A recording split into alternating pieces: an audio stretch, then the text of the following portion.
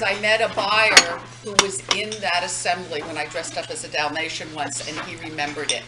So try having credibility as representing you to buy a house after they've seen you dressed as a Dalmatian. That's a little hard. I thought a lot about what I wanted to do today, and it was very difficult because what do? I help people buy and sell houses. So what I decided to do is kind of go through a scenario to let you know all the other hats I have to wear as I'm going through a transaction. Everything I'm going through has happened to me. It hasn't happened to the same client, which is kind of what I'm making it look like, but it has happened. I'm not expressing an incident that has never happened to me. So the first thing I want is the perception of a real estate agent is like, oh, you have so much fun. You go out and show houses and they buy the house, and you look at HDTV, you show them 3 houses and they buy one. Isn't that wonderful? You know, and they never have to go in crawl spaces. They never have to go down basements in the dark and worry about cobwebs. You know, all these things. So I'm just going to show you a few things that I've had to go through in my career, you know, with clients. Okay. So first I meet with the seller. You know, we get a call, we say, please come over, we need to sell our house, and sit down and talk to you. So I go over and we sit down with the seller, and the first thing out of their mouth is, well, the reason we're selling our house is we're getting a divorce. As I'm sitting there watching the wife have tears roll down her eyes. So I have to have my box of tissues, because now I'm a psychologist. I'm not an agent right now, I'm a psychologist. How do I handle these people?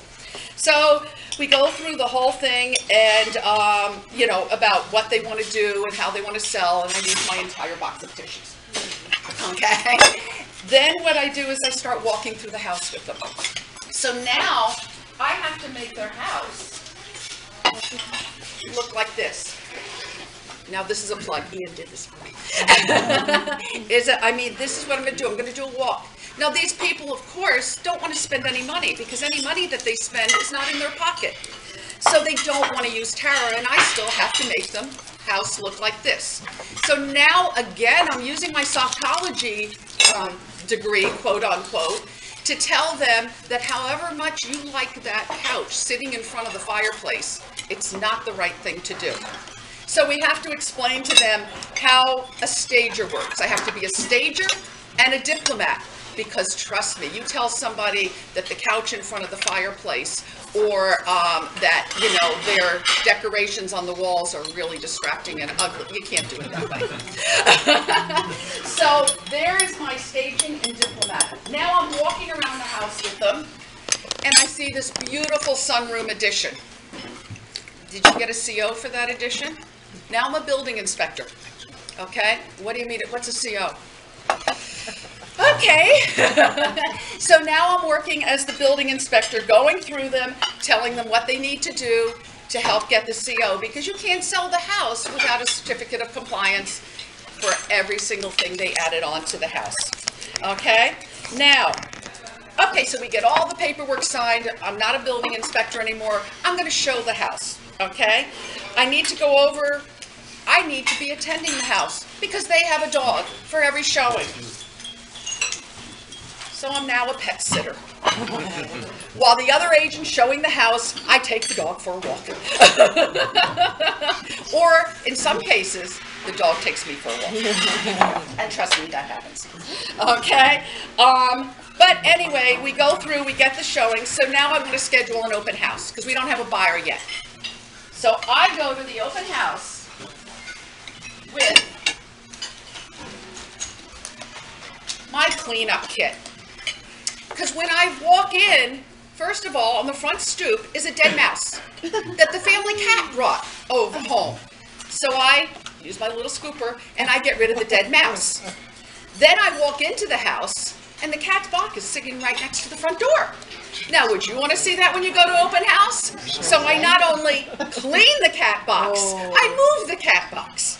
Then I go into the kitchen, actually also too. You always take these, because if you're cleaning people's cat boxes and moving dead mice, believe me, you want gloves. Then I go into the kitchen, and the sink is a mess. Thank you, Debbie. I use my cleaner to clean up the sink before I can even start my open house and set up my things. Okay? So that's what I've done for the open house. So now I'm a cleaning lady as well. Okay. Now in the meanwhile, while all this is going on, the wife needs to find another house. So I'm going to take her to see houses. And I'm going to take her to see houses. We go to one house. It's vacant. The agent didn't give me the right lockbox combo. I can't get in. My client took her lunch hour to do it. Okay, now I'm a cat burglar because I climbed through the window. The window's open a crack, and I lift it up, and believe me, I did this. Unfortunately, nobody had a camera. Unfortunately. So I climbed through the window so that I can get my client in the house that she swears she's going to buy and absolutely loves. So now I'm a cat burglar. Okay, so now we go back. She's still looking for houses and everything's good, but we get an offer on their house. Okay, once the offer comes in, okay, let's say they're offered $250,000. They think they're going to get $250,000. Now I have to be a math teacher with my big board, and I'm going to write out everything. Because trust me, if the offer's $250,000, it doesn't mean they have $250,000 in their pocket. Because we have to explain things like seller concessions. We have to explain things like lawyer costs, because lawyers want to get paid. We have to explain things about what might happen with their inspection and a few things that they might need to do. All the different things. We've got to do the entire math. So now I'm a math teacher, because trust me, you have to go over it at least 3 times. Okay, before they get it. So now I'm a math teacher. We now have an accepted offer. I need my glasses. We now have an accepted offer on the house. Okay. Now there's an inspection. The inspector, wonderful inspector, comes. And he says, Lee, did you know there was asbestos in the basement? Did you know that there was mold in the crawl space? So now I have to again put on my diplomat hat, go back to the seller, tell them we have to take care of these things, but also it's like, I don't know what to do. So now I'm a general contractor giving them all names of numbers of people that they can call and get help with and take care of things. And that's where BNI comes in, really wonderful. Okay, so you can see how many different hats I've worn up to this point. Okay, so now we're moving forward with their sale. I still have to find the wife a house. I take her, she loves it, but she wants to bring her family because of course, psychologically, we're not in a really good place. So she wants everybody to come. We have Mom, Dad, Aunt Sally, and her 3 kids plus her coming to look at this house that is occupied and has all little things around that I have to be careful of. So now, where'd it go? Oh, here, I'm sorry. Now I'm a babysitter. Okay, so now I do the babysitting. They buy the house. Everything is good. We've gone through that, and we get down to needing to get paperwork. Nobody does paperwork when they're supposed to. So I've got to be a courier and get Mike all the paperwork he needs for the purchase of this house. Okay, so we've done everything. Mike has everything. We're ready to close. I have to put in the bill request to my office because they won't pay me if I don't have all the paperwork in.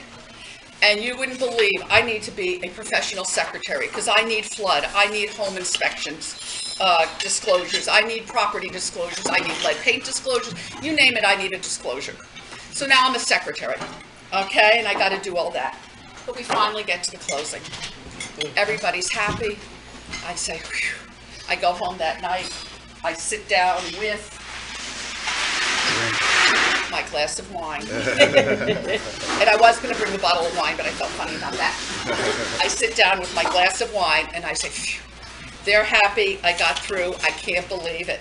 And then I get an email. Thank you for making this process so easy.